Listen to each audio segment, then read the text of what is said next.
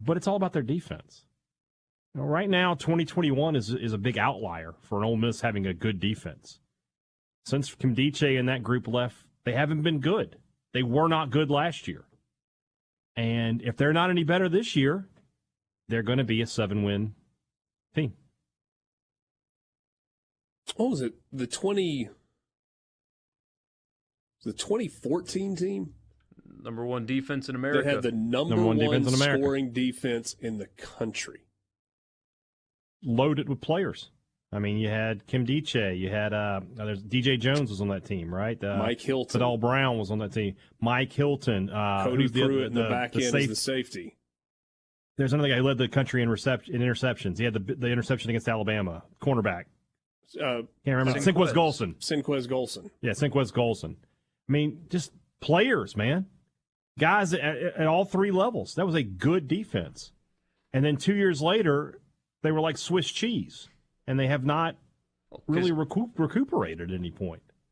That's the Hugh Freeze recruiting strategy for you. And what's interesting about this team is that the X factors. Now, Cedric Johnson being healthy is big for them. When he's healthy, he's very, very good. I wouldn't call him great, but he was a shell of himself at times a year ago because he was playing through injury. And when he's healthy, he's very effective. And you've got guys returning that can be effective players, but the guys that they need to play and play well, they just signed. Isaac Ukwu, they just signed him. I mean, he just joined the team a few weeks ago, and he was first team All Sun Belt defensive end at James Madison last year.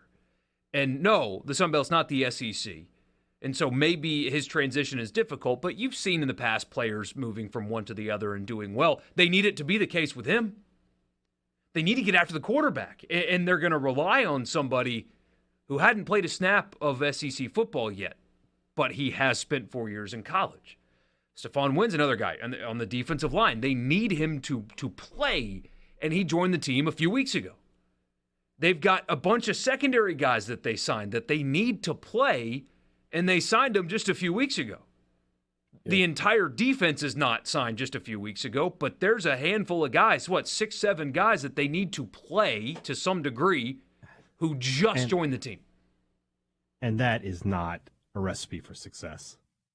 Just isn't in the SEC. You need guys who have been there and done that. And I mean, that's going to be tough. You know, you think about the defensive line. Obviously, new defensive coordinator in Pete Golding. And I think that matters. I think you upgraded significantly at that spot on your staff.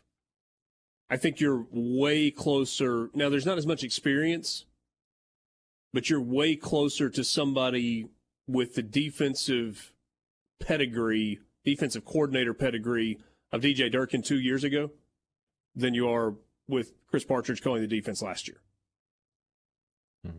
They need Joshua Harris to give them good stuff in the middle of the defensive line, the NC State transfer. And he went through spring with them, so that's... He did. And that's a plus. And popped at times, and, I mean, he is a massive human being. Cedric Johnson got to stay healthy. Just got to. John Saunders, good in the spring game. What does that mean? How does that transfer? I mean, you pointed him out a second ago, Borky, from Miami of Ohio. Zamari Walton, they need him to kind of, I mean, do you feel reasonably good about their corner spots? You should. Walton coming in from Georgia Tech, good size. DeAndre Prince, a lot of experience there. Prince was low-key good on a bad defense last year. Prince is a quality player. You know, what does Jeremiah Jean-Baptiste give you? The transfer in from UCF. If you're looking for positive spin, the defensive players that transferred in that they need to play have played a lot already. I mean, the Wynn, as I mentioned, has recorded stats in, 5 different college football seasons? Ukwu was at James Madison for 4 years. Saunders was at Miami of Ohio for years. Almost all of these guys, the ones that they need to play, at least, if you're looking for a positive spin for guys joining your team late, have played a lot of football. They've been in college for years, many years. Jean-Baptiste has been in college for a while. Yeah. What was he, the 2018 recruiting class, I think? But he's been in college for a while. Josh Harris has been in college for a while. So that's something positive, is you're not relying on guys that have not produced at all and they're still 19 years old to come in and help you. What about J.J. Pegues? He flashed like a future NFL player a year ago. But now he needs to play like a future NFL player. Every snap. And that's a guy who had a lot of hype coming out of high school, had a lot of hype coming out of the transfer portal. And, I mean, the biggest play I remember from him last year is catching a touchdown in the Egg Bowl. Well, that's not what you brought him in for. You got to get sacks, tackles for loss. Needs them. I mean, this is what we're talking about. Yes. Is there one guy? Position, is there one guy?